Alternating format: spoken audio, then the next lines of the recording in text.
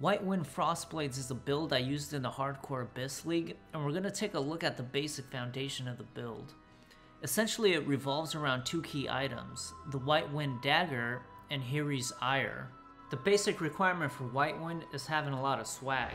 The dagger itself has extremely high flat cold damage and gives you interesting offensive and defensive properties if you don't have anything equipped in your offhand. The other key item is Hiri's Ire, which complements the offensive output of the build. It also provides a lot of damage mitigation and damage avoidance. I'm not a huge fan of pure evasion dodge builds, so I decided to pick up iron reflexes and go with a mix of armor and dodge. The build is pretty strong defensively once it crosses around 6k HP.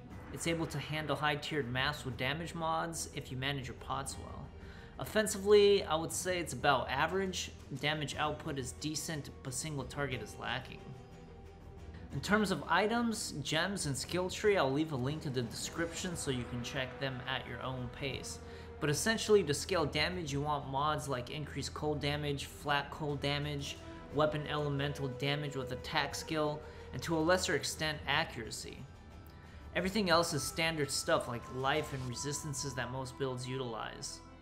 For Flask, I use a Stibnite Flask because I think it's underrated and it provides a crazy layer of defense to this build.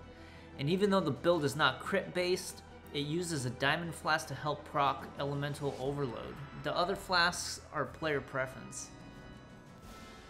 When looking at the skill tree, the most notable points are that this build uses 2 Fight for Survival jewels, Iron Reflexes for damage mitigation, Point Blank to scale the second part of the Frostblade's attack, and Elemental Overload for a huge damage boost.